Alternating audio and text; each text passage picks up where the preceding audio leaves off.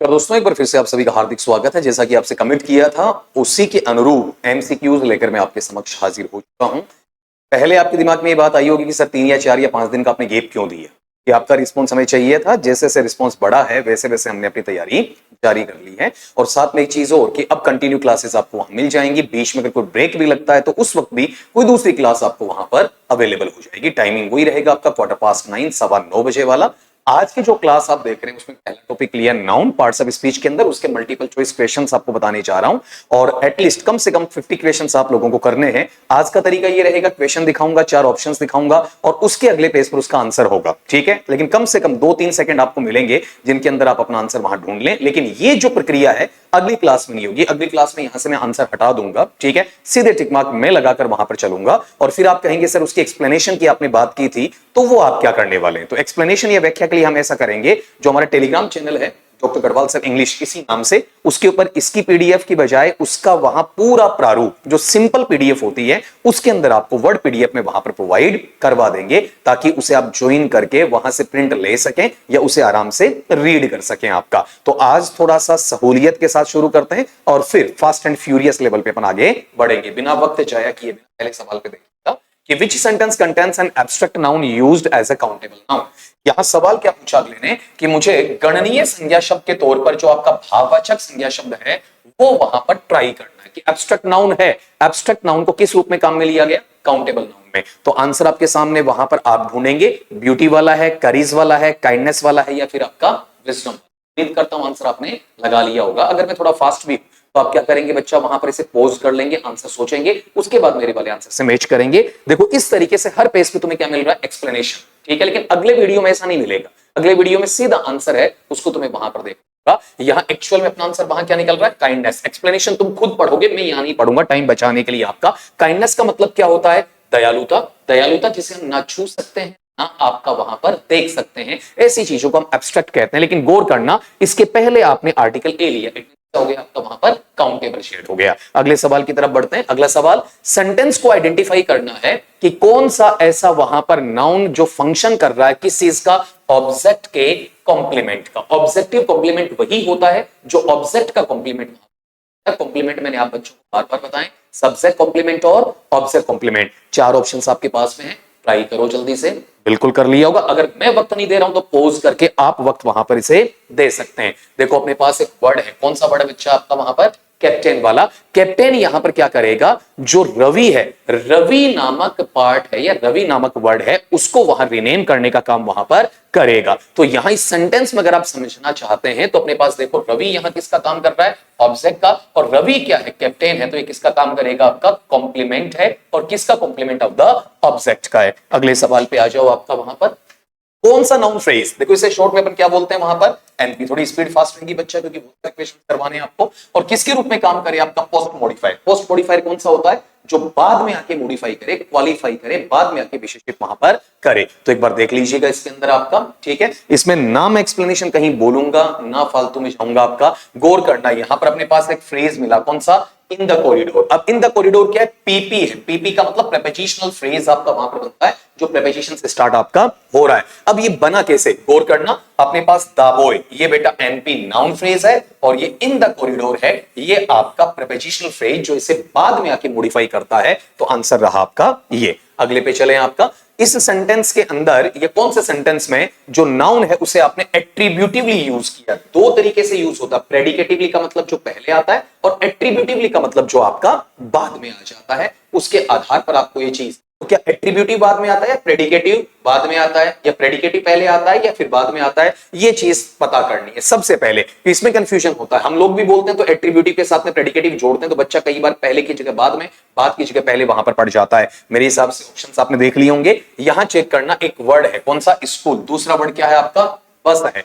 अब यहां चेक करेंगे, अगर आप यहां पर स्कूल बस इसमें देखते हैं तो गौर करना, स्कूल और बस, यहां पर एक वर्ड पहले आया, दूसरा वर्ड बाद में आया, और ये जो बाद वाला वर्ड आ रहा है आपका, ये पहले वाले को वहां पर मॉडिफाई करने की बजाय पहले वाला किसको मॉडिफाई कर रहा है, बाद वाले, ठीक है। प्रेडिकेट विधेय में जिसे अपन बोलते हैं प्रेडिकेट पहले वाला, नहीं, ये क्या होता है, बाद वाला। यहां पर एट्रीब्यूट का मतलब क्या लेना है, पहले वाले से लेना, तो किसके साथ जुड़ जाएगा आपका, बस के साथ में। हालांकि नाउन है स्कूल, नाउन है बस आपका, लेकिन किसके पहले आ रहा है आपका? बस के पहले आ रहा है, तो आंसर रहेगा the school bus arrived early. लेकिन ये पूरा सेंटेंस है, बट मुझे जो चाहिए था वो वर्ड कौन सा आपका वहां पर? स्कूल है। अगले सवाल पे आना, कौन सा सेंटेंस ऐसा है जिसमें आपको कलेक्टिव नाउन समूहवाचक संज्ञा देखने को मिलता है, और वो भी प्लूरल में, बहुवचन में देखने को मिलता है? तो गौर करना, इसमें जो वर्ब है, वर्ब आपकी मदद करेगी। हिंट दे दिया मैंने आपको, एक वर्ब आपकी मदद वहां पर कर देगा।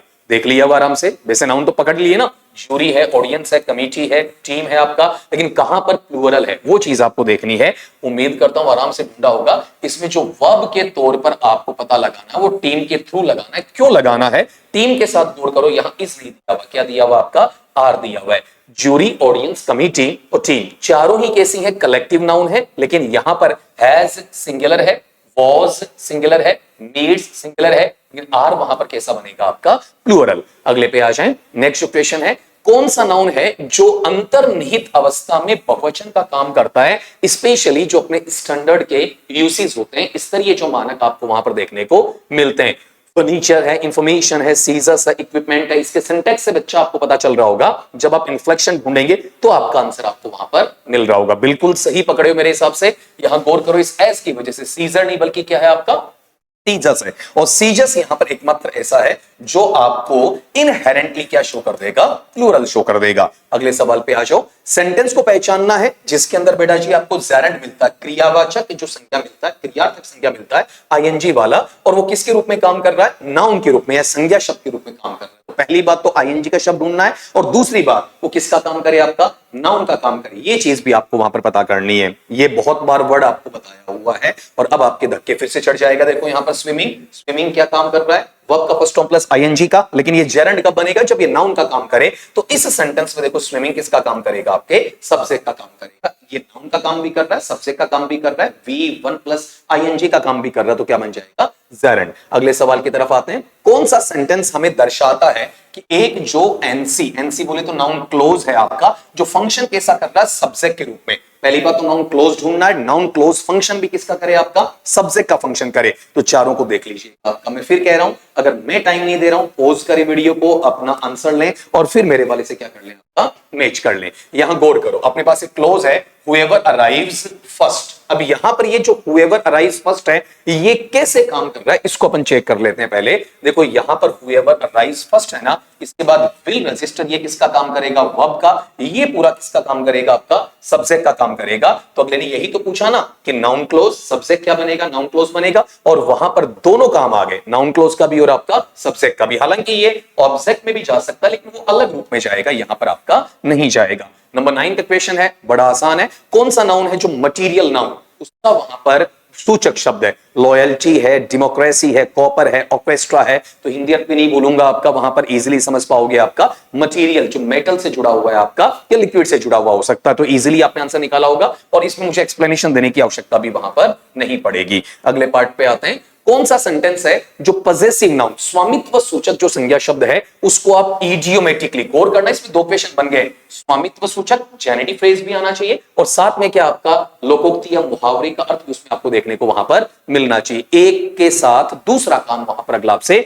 पूछ रहा है, तो आंसर क्या बनेगा? ए स्टोन्स थ्रो। ए स्टोन्स थ्रो का मतलब वहां पर जैसे कुछ दूरी के ऊपर जब आप फेंक रहे होते हैं, आसानी के साथ में वो चीज वहां पर चली जाती है, ज्यादा दूरी वहां नियर बाई होता है, कम टाइम के अंदर आप पहुंच पाते हैं। तो ये एडीएम भी बन जाएगा, और साथ में आपका वहां पर पजेसिव नाउन, किसकी वजह से पजेसिव? अपोस्ट्रोफी एस के साथ में आपका नाउन क्या है? थ्रो आ जाएगा। और साथ में ये गौर करो, ये पूरा सब्जेक्ट के रूप में भी काम करेगा, और प्लस में गौर करो एडीएम का काम भी करेगा। तीन तीन काम वहां पर करेगा। अगले पे आ जाए। कौन सा सेंटेंस है वो नाउन इन अपोजिशन के रूप में काम आ रहा है? तो नाउन इन अपोजिशन क्या होता है? जब एक नाउन को डिस्क्राइब करने के लिए दूसरा नाउन आता है, उसी के बारे में उसको फॉलो कर रहा होता है, उसे नाउन इन अपोजिशन कहा जाता है। तो मैंने आपको हिंट दे दिया है, अब आप आराम से निकाल सकते हैं कि कौन से नाउन को कौन सा फॉलो कर रहा है, उसी को डिस्क्राइब वहां पर कर रहा है। बिल्कुल सही निकाले होंगे आप वहां पर। देखो यहां पर अर्जुन और फ्रेंड, फ्रेंड कौन सा? My friend. तो यहां पर दो जो आपको मिल रहे हैं, उसमें ये फ्रेंड है, इसी के लिए क्या बताया हुआ है? अर्जुन। दोनों नाउन क्या कर रहे हैं? एक के बाद एक आ रहा है, और ये इसको अपोजिशन के रूप में शो वहां पर करेगा। नेक्स्ट क्वेश्चन पे चलते हैं। कौन सा एमपी या नाउन फ्रेज है जिसमें डिटर्मिनेटिव आपका जेनिटिव है? देखो एक के साथ तीन क्वेश्चन पूछ लिए मैंने। एनपी नाउन फ्रेज पूछ लिया, साथ में डिटर्मिनेटिव आ गया आपका वहां पर, ठीक, और साथ में क्या आ गया, जेनिटिव आ गया। तीन तीन चीजें एक साथ देखने को मिलेंगी। तो आप ढूंढ सकते हैं इसमें जो वर्ड अपने पास में कौन सा, हर। हर पहले किसका काम करेगा बताओ, आपका जेनेटिव या पजेसिव का काम कर जाएगा। हर किसका काम कर सकता है, आपका डिटर्मिनेटिव वे का या डिटर्मिनेटिव फंक्शन का काम कर सकता है। और प्लस में यहां पर एनपी भी इसके अंदर आएगा। रीजन सुनना, किसके साथ जुड़ रहा है हर, वहां पर परफॉर्मेंस के साथ जुड़ रहा है। तो परफॉर्मेंस यहां किसका काम कर रहा है, नाउन का काम कर रहा है। और यहां पर ये जो हर वाला पार्ट आ रहा है ये किस में जाएगा, जेनेटिव में भी जाएगा और साथ में डिटर्मिनेटिव में भी जाएगा। ये क्वेश्चन एकदम आसानी से होने वाला था। हालांकि इस क्वेश्चन को बहुत बार आरपीएससी पूछती है। मैं ये नहीं कहूंगा कि यही वर्ड आते होंगे आपके, शेक्सपियर वगैरह दूसरे वर्ड भी अगला चूज कर सकता है। अगला ये चाहता है कि जो प्रॉपर नाउन था उसे आपने क्या बना दिया, वहां पर कॉमन नाउन बना दिया। तो ऐसे क्वेश्चन आपको छांटने होते हैं। हम शेक्सपियर के नाम से कई बार ऐसा सोचते हैं कि यही प्रॉपर नाउन हर बार कॉमन बनाया जाता है, गलत बात होती है। इसलिए वो एग्जांपल भी डाला, लेकिन वो आपका आंसर नहीं दिया है। तो आप चेक करेंगे तो आपको यहां पर देखो आगे चलकर एक वर्ड मिलेगा। मैंने हिंट अपने हाथ से भी वहां पर दिया आपको। आप देखेंगे यहां पर कौन सा वर्ड है आपका, आइंस्टीन है। आइंस्टीन है तो आइंस्टीन प्रॉपर वे में एक के लिए नहीं कहा हुआ है, ये कहा हुआ है कि हर कक्षा कक्ष के अंदर आज के दिन हमें आइंस्टीन की आवश्यकता है। तो प्रॉपर वे में एक आइंस्टीन नहीं बल्कि हर क्लासरूम में आइंस्टीन जैसा लड़का हमें वहां पर चाहिए होता है। अगले पे आएंगे, कौन सा ऐसा नाउन है जो अनकाउंटेबल है, गणनीय है, मात्रा सूचक है।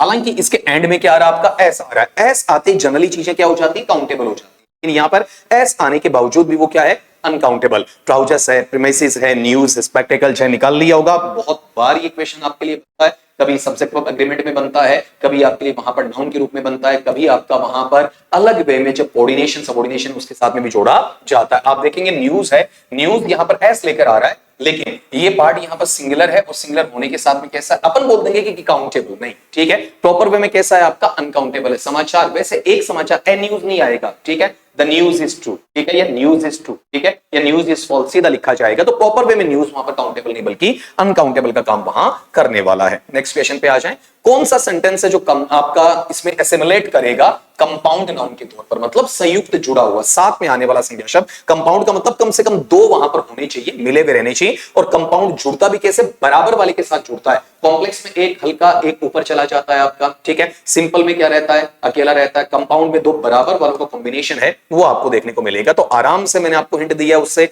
अंदाजा लगाया होगा कि कौन सा इसके अंदर आपका कंपाउंड वहां पर बन सकता है। क्यों, थोड़ा थोड़ा आनंद आ रहा होगा कि हाँ सर क्वेश्चन काफी अच्छे मिल रहे हैं। यहां गौर करो, हाई स्कूल वाला, ठीक है। यहां पर देखो अपने पास में दो चीज। अब ये पहले आते, ये जो नाउन था ना, नाउन होकर भी ये पहले किसका काम कर जाएगा, एडजेक्टिव का काम वहां पर कर जाएगा। तो अपने पास में यहां पर ये जो पार्ट है किसकी तरफ चला जाएगा, आपका कंपाउंड की तरफ चला जाएगा। ये मैं टिक मार्क कहीं पर ना भी लगाऊं तो आप खुद वहां पर अपने एक्सप्लेनेशन में से चेक कर लेंगे।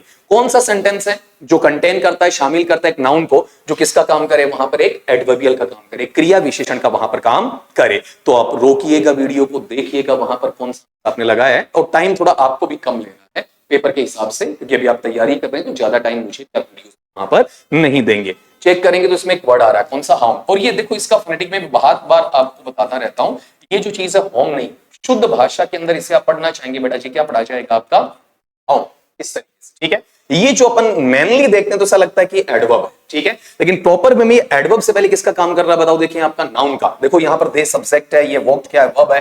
होम क्या, यहां पर ऑब्जेक्ट है। ऑब्जेक्ट किसका काम करेगा, नाउन का काम करेगा। प्रॉपर वे में ये बताओ बच्चा क्या है आपका, वहां पर एडवर्ब है। तो एक नाउन जो फंक्शन किसका कर रहा है, एडवर्ब का कर रहा है, वो किस में चला जाएगा, वहां पर देखो बताओ, देखिए आपके लिए वहां पर होम वाले पार्ट के अंदर। लेकिन एक चीज ये गौर करना, यहां पर जैसे होम रिक्वायर्स है, यहां भी तो है, ठीक है, लेकिन ये किसके रूप में काम आ रहा है बताओ। देखिए आपका सब्जेक्ट के रूप में वहां पर काम आ रहा है। तो नाउन तो है, लेकिन क्या वहां पर एडवर्बियल पार्ट के अंदर आ रहा कि नहीं आ रहा है। इसीलिए ऐसे एक्सप्लेनेशन आपको डाल के दी कि आप कंफ्यूज वहां पर ना हो जाए। जैसे आगे लिखा ना डायरेक्शन वगैरह, ये आप खुद पढ़ेंगे, ये आप बच्चों के लिए, मैं वहां पर नहीं बोलूंगा।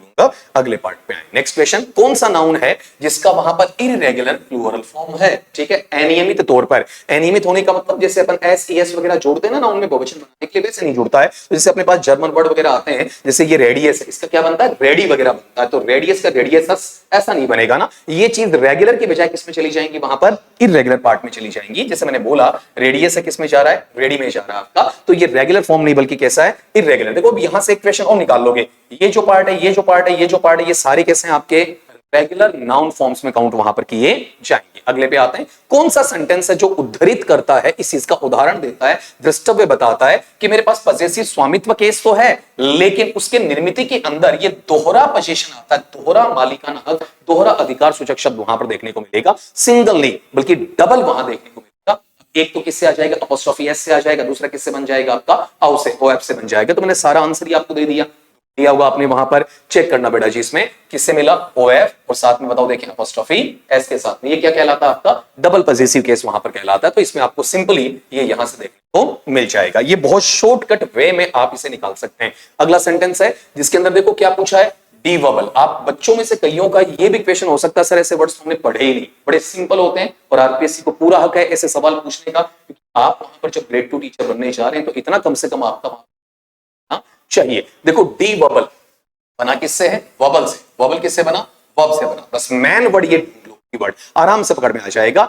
ऐसा सेंटेंस जिसमें नाउन किससे बना है, वर्ब से बना, बस इतना पता कर लो, ठीक है। वो किस में चला जाएगा आपका वहां पर, डी वर्बल में, उसके साथ में इस चीज को जोड़ा जा सकता है। अब आराम से देखेंगे, मेरे पास में यहां पर देखो अराइवल, ठीक है। अराइवल किस वर्ब से बना, अराइव से।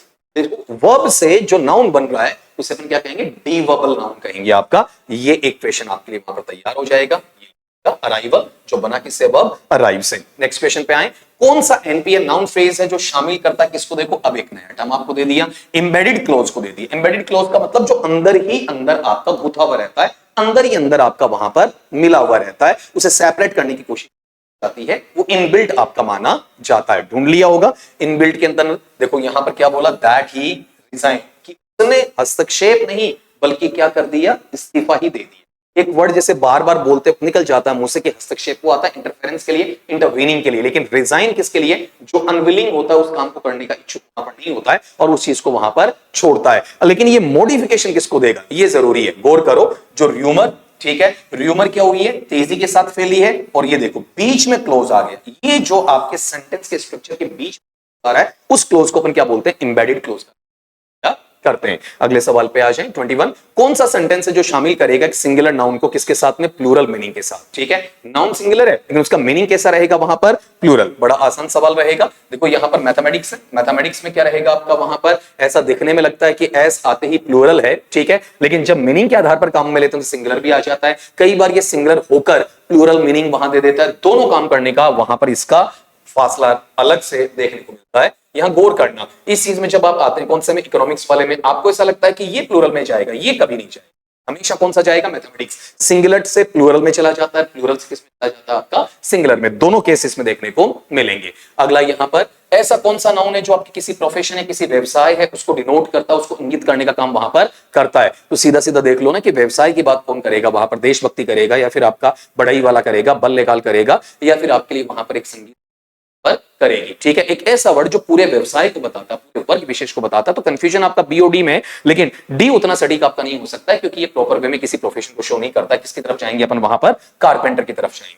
अगले सवाल पे आ जाए। नेक्स्ट है, कौन सा सेंटेंस है जो नाउन अब्सोल्यूट, इसका उच्चारण ध्यान से सुन लेना, एब्सोल्यूट है, अब्सोल्यूट होता है। नाउन अब्सोल्यूट के रूप में कौन से नाउन को वहां पर आप इसमें काम में लेने वाले हैं, कौन से सेंटेंस में नाउन अब्सोल्यूट वहां को मिलेगा जो अपने आप में पूर्ण तौर पर उस नाउन को डिफाइन वहां कर सके। मैं इतना बोलता इसलिए चल रहा हूं ताकि आपका ध्यान ऑप्शंस पे रहे।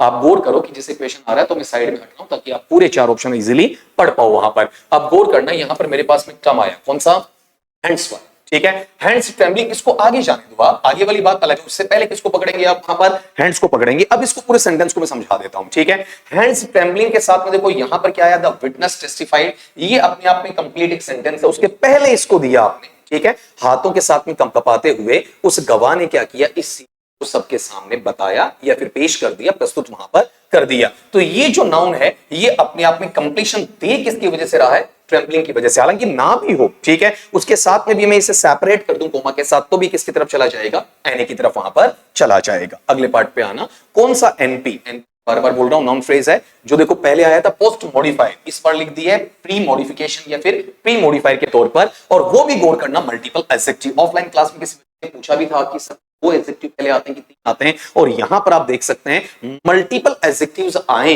कितने भी आ जाएं आपका, और वो मेनली एक हेडवर्ड को एमएचएम के तहत क्या करें आपका मॉडिफाई करें या फिर आपका क्वालिफाई करने का काम करें। तो जहां पर शुरू में सबसे ज्यादा आपके वहां पर मॉडिफायर्स मिले या फिर एडजेक्टिव मिले वही आपका आंसर मिलेगा। तो आप देख सकते हैं कहां पर सबसे ज्यादा आपको एडजेक्टिव्स देखने को मिल रहे हैं। चेक करो यहां पर एलिगेंट है, फ्रेंच है, आपका साथ में मार्बल है। तो यहां वाले पार्ट में देखो ये किसको मॉडिफाई करेंगे, आपका यहां वाले पार्ट हेडवर्ड स्ट्रक्चर को, ठीक है। ये मॉडिफाई दो से ज्यादा हो गए, मल्टीपल आ गए, मॉडिफायर्स हैं आपका, और पहले के स्टेट में आ रहे हैं तो प्री मॉडिफाई से वहां पर बोला जाएगा। नेक्स्ट पे आते हैं, कौन सा सेंटेंस जिसके अंदर काउंट नाउन या फिर काउंटेबल नाउन को यूज किया गया किस तौर पर, आपका जेनेरिक मैनर में, बिल्कुल सामान्य अवस्था में, जो सब लोगों के लिए काम में वहां पर लिया जा सकता है, ठीक है। तो पहली बात तो तीन वैसे हट जाएंगे, ऑनेस्टी, फर्नीचर, वोटो वाला, ये जेनेरिक मैनर में वहां पर काम आने की बजाय सीधा सीधा अपन किसकी तरफ जाते हैं, वहां पर एक प्राणी की तरफ जाएंगे, और वो कौन रहेगा, आपका लायन। यहां जो लायन में एस जुड़ा है तो काउंटेबल हो गया, लायन का आपने लायंस बता दिया, लेकिन ये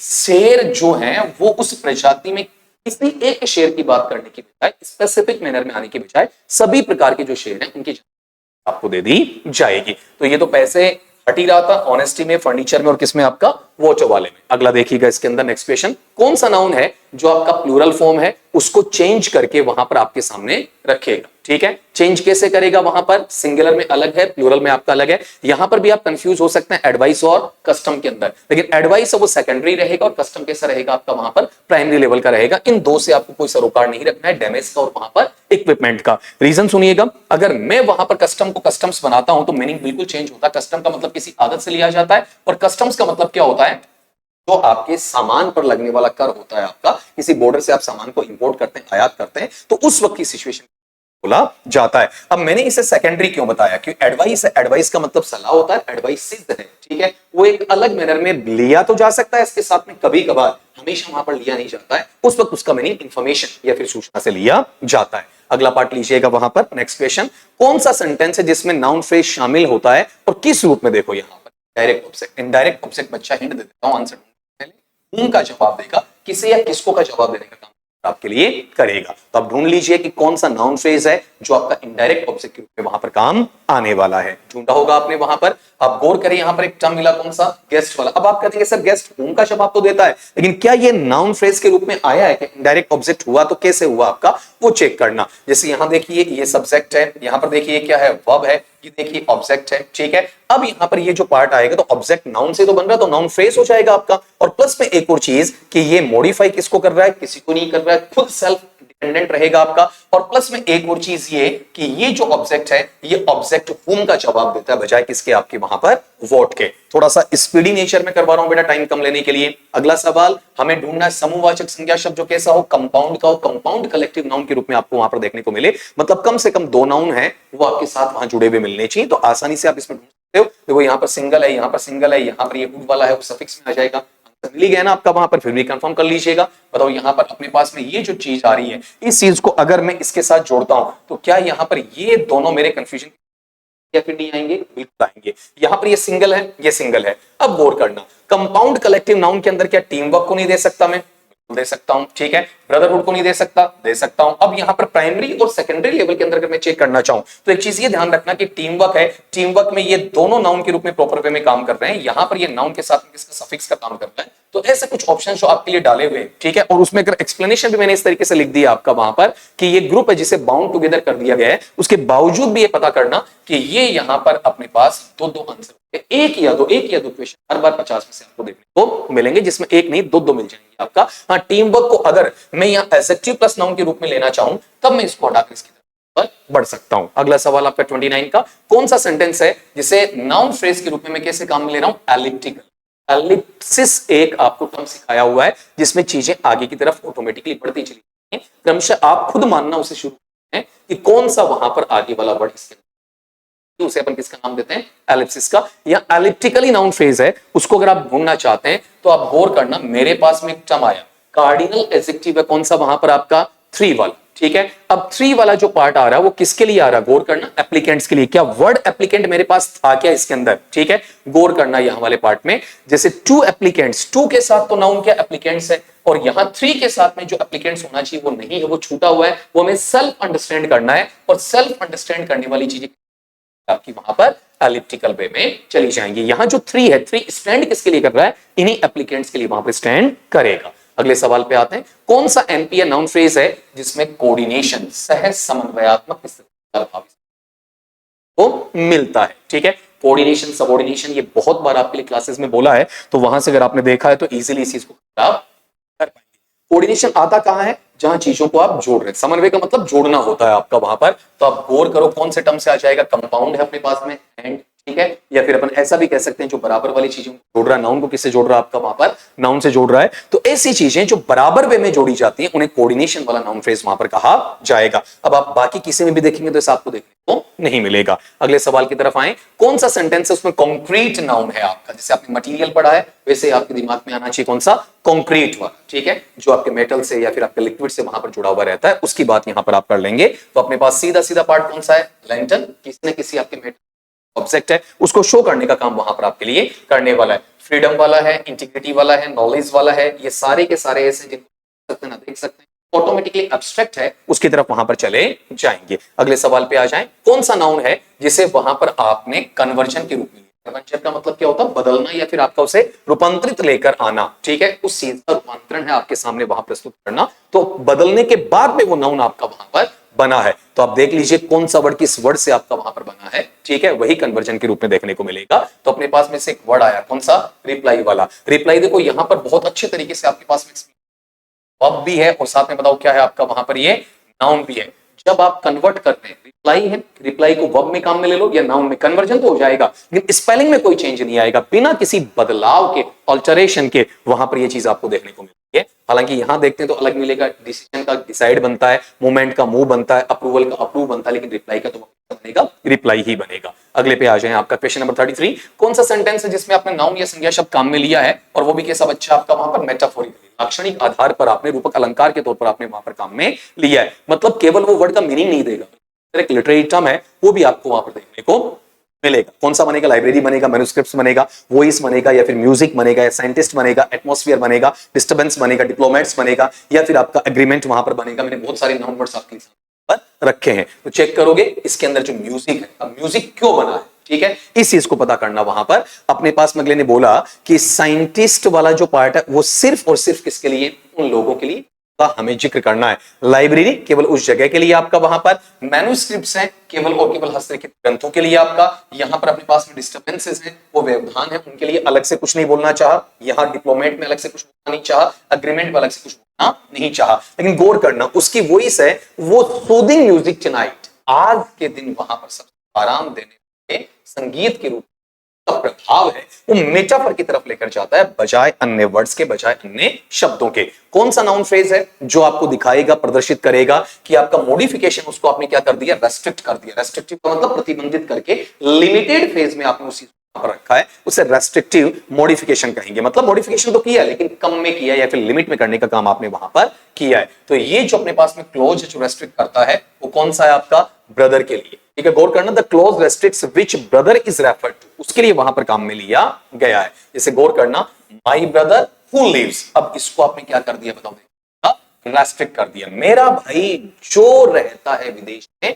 वो आ गया, तो आपने इसे वहीं रोकने की कोशिश कर ली है। अगला सवाल, कौन सा सेंटेंस है जिसमें एक ऐसा नाउन आपका फंक्शन करते हुए मिलेगा, कॉम्प्लीमेंट किसका, प्रीपोजिशन का। देखो सब्जेक्ट का कॉम्प्लीमेंट आपने सीखा है, ऑब्जेक्ट का कॉम्प्लीमेंट आपने सीखा है, इस बार क्वेश्चन में क्या पूछा हुआ है, प्रीपोजिशन का कॉम्प्लीमेंट वहां पर क्या रहने वाला, उसकी जानकारी अगला वहां पर चाहता है। देखो अपने पास में ये वर्ड है, वोकैबुलरी में भी खूब पूछा जाता है, पसीवरन बहुत बार पूछा जाता है। अब गौर करो प्रॉपर वे में क्या ये ऑब्जेक्ट का काम भी करेगा, लेकिन साथ में जो दूसरा क्वेश्चन अंदर से खंगाल के निकाला हुआ है कि ये क्या है, प्रीपोजिशन ऑन है, उसका कॉम्प्लीमेंट भी है। देखो मैं यहां से क्लियर करता हूं अपने पास में, अगला कह रहा है शी डिपेंडेंट ऑन, अगर मैं इसके साथ इसे जोड़ता हूं तो ये क्या हो जाएगा, मेरा ऑब्जेक्ट हो जाएगा, ठीक है, और ये किसको वहां पर मॉडिफाई कर रहा है, ऑन को कर रहा है, तो एक कॉम्प्लीमेंट किसका हो जाएगा, ऑन का, और प्रॉपर वे में डिपेंड का जो ऑब्जेक्ट है वो क्या रह जाएगा, आपका पर्सिवरेंस रह जाएगा। अगले सवाल की तरफ बढ़ना, वहां पर बहुत जल्दी करने में बार बार कह रहा हूं कि आदत डाल लीजिएगा, कंटिन्यूस आपको ऐसा ही करना है। कौन सा नाउन है जो वहां पर देखो एक अच्छा टर्म आपको देखने को मिलता है,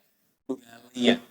ऐसा बड़ा आपने सुने होंगे प्लूरल, ठीक है, लेकिन प्लूरल ही है, ठीक है। ये किस तरीके से आएगा, मतलब एक ऐसा टर्म जो वहां पर आपके पास ऐसी अवधारणा बना लेगा जो बहुवचन की तरफ अपना पक्ष रखने की बात करता ही करता है। राइस है कि एथिक्स है कि वीट है कि मशीन है, मतलब ये मैं सिंपल समझा देता हूं। प्लूरलिएटेंटम का मतलब होता है जो हमेशा बहुवचन के रूप में लिखा जाए उसे एक वचन किया जाए। हालांकि जब सब्जेक्ट ऑफ अग्रीमेंट आता है तो उसे एक वचन में काम में लिया जाता है, लेकिन लिखित में जो एस वाला है वो इन्फ्लेक्शन जो कि वो बहुवचन के रूप में आता है। तो आंसर तो मैंने आपको दे दिया, इसके अंदर बोलते बोलते एक्सप्लेन कर दिया है, फिर भी कंफर्म कर लीजिएगा। बताओ मेरे पास में टर्म क्या है, आपका एथिक्स है। एथिक्स में आप एथिक नहीं लिखते, क्या लिखते हैं आपका वहां पर, एथिक्स ही लिखते हैं। इसे क्या बोलेंगे, आपका प्लूरलिएटेंटम बोलेंगे। अगला लीजिएगा, नेक्स्ट क्वेश्चन है, कौन सा सेंटेंस है जिसमें नाउन फ्रेज है वोकेटिव केस में आता है। बेटा वोकेटिव का मतलब होता है किसी का आह्वान करना, किसी को संबोधित करना, किसी को बुलाना, ठीक है, वो चीज किसमें आती है आपकी वहां पर, वोकेटिव में। अब जो मैंने कहा ना किसी को आह्वान करना, एड्रेस करना, संबोधित करना, ये जो मैंने बोला है इसमें ढूंढ लीजिए आप किसे संबोधित, जैसे आप होटल में बुलाते हैं ना, वेटर कम हियर, तो वेटर क्या हो गया,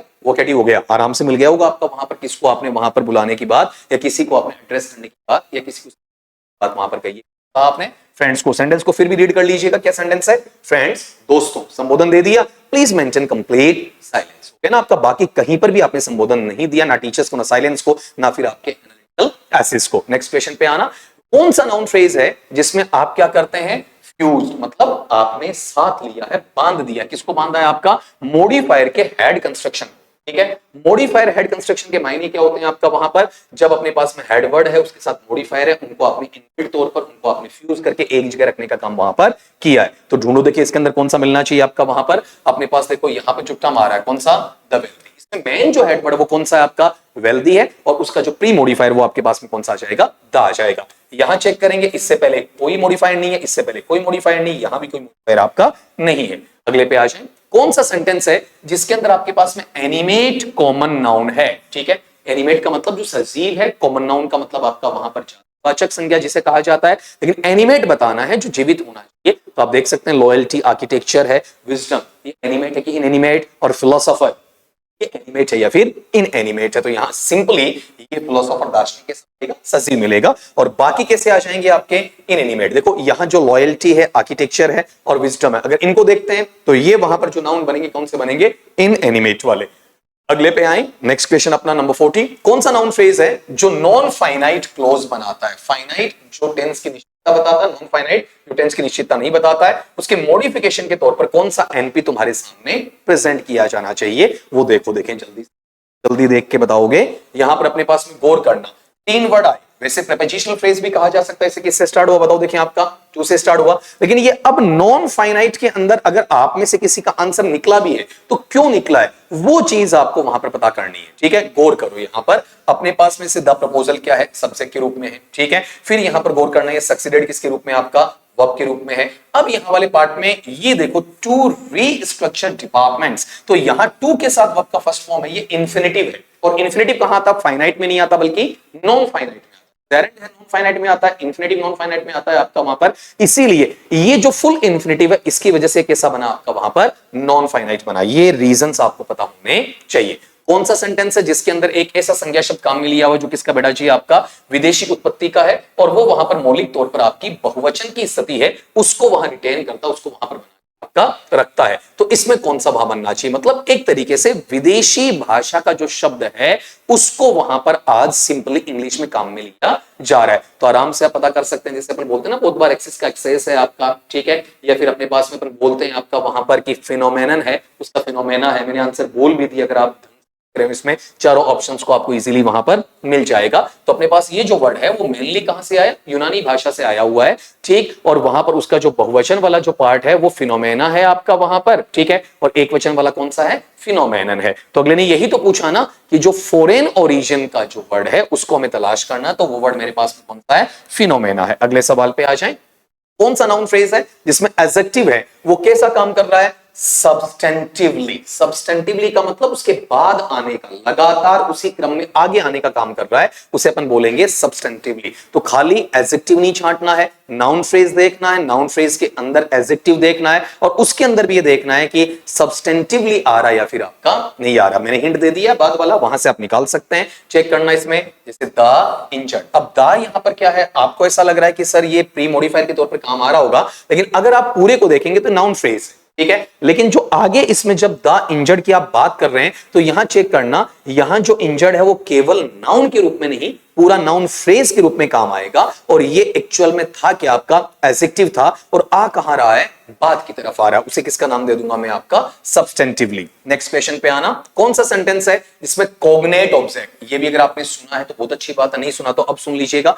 कॉग्नेट ऑब्जेक्ट का मतलब है जो वर्ब है, वर्ब से क्या बना हुआ, आप नाउन बना के ऑब्जेक्ट, वर्ब है जो सेंटेंस में वर्ब आया है उसी वर्ब का नाउन बनेगा और वो सेंटेंस में ऑब्जेक्ट बन जाएगा। जैसे आप गौर करो, ये वर्ब है और ये यहां पर देखो ड्रीम से क्या है आपका, ड्रीम, या ड्रीम से क्या है, ड्रीम, ठीक। तो यहां पर ये जो पार्ट है ड्रीम, ड्रीम, ड्रीम्ड और ड्रीम, तो ये इसी से तो ये बना है, इसी से ये बना है और ये ऑब्जेक्ट का काम करना, तो ये क्या कहलाएगा, वहां पर कॉग्नेट वाला कहलाएगा। फिर भी मैच कर लीजिएगा अपनी तसल्ली के लिए, इस तरीके से वहां पर ये टर्म देखने को मिलेगा। ये मैं जो बोल रहा हूं ना, अभी तो आपको दिखा रहा हूं, ये हर बार आपकी स्लाइड आंसर, अगली क्लास से इसको दूंगा आपका, सीधा सीधा हम क्वेश्चन पे डिस्कस करेंगे, टाइम और भी वहां पर बचे। अगला लो कि हमारे पास कौन सा नाउन ऐसा है जिससे आप वर्बल एब्स्ट्रैक्ट नाउन में, देखो वर्बल आपने देखा था, आपका डीप वर्बल आपने देखा, साथ में एब्स्ट्रैक्ट जोड़ दिया, नाउन भी पूछा है, साथ में वहां पर वर्बल भी पूछा है, साथ में आपका एब्स्ट्रैक्ट पूछा है, तीन चीजें एक साथ पूछी, ठीक है। जिन्हें देखा और छुआ नहीं जा सकता है वो एब्स्ट्रैक्ट में आता है, वर्ब से बनने वाला वर्बल हो जाता है आपका वहां पर, और यहां पर नाउन साथ में बोला हुआ है। तो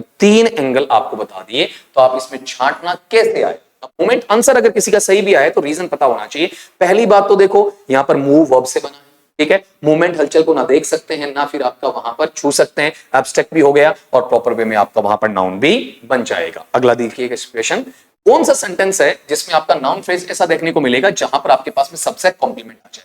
अपन ऑब्जेक्ट कॉम्प्लीमेंट पढ़ चुके हैं, किसकी बात कर रहे हैं अपन वहां पर, सब्जेक्ट कॉम्प्लीमेंट। जो सब्जेक्ट है उसको मॉडिफाई करने वाला, उसको बताने वाला, इसके अंदर कौन सा मॉडिफायर रहेगा। स्पेशली ये पोस्ट मॉडिफायर भी हो सकता है और आप अंदाजा लगा के देखिए क्या प्री मिलेगा, मिलेगा तो होगा या नहीं होगा। आप देखो दो वर्ड आपके पास में, नेशनल, इंस्पिरेशन। अब इसमें हेडवर्ड वहां पर क्या है, ठीक है, इन दोनों में ढूंढूंगा तो इंस्पिरेशन है, लेकिन ये तो खुद क्या कर रहे हैं, कॉम्प्लीमेंट कर रहे हैं दोनों मिलकर, और कॉम्प्लीमेंट कर किसको रहे, इसको, एम्बिशन को। एम्बिशन वाला जो पार्ट है किसके साथ जुड़ रहा है आपका वहां पर, इसके साथ। अगले ने ये तो बोला ना, हर एम्बिशन सब्जेक्ट है पूरा का पूरा, बिकेम यहां पर वर्ब है और ये ऑब्जेक्ट नहीं बल्कि क्या है आपका कॉम्प्लीमेंट। कॉम्प्लीमेंट किसका, कॉम्प्लीमेंट ऑफ द सब्जेक्ट, इस रूप में देखने को मिलेगा। अगले सवाल पे आते हैं, कौन सा नाउन फ्रेज है, एनपी है, जो आपको दिखाएगा, जेनिटिव मतलब पजेसिव आपका, ठीक है, रिलेशन किसके साथ में, इसकी ओरिजिन के साथ में, इसकी उत्पत्ति के साथ में वहां पर दिखाने वाला है। तो आपको ना केवल जेनिटिव देखना, नहीं तो देखो यहां पर apostrophe S, apostrophe S, apostrophe S, apostrophe S सब जगह देखने को मिल रहा है,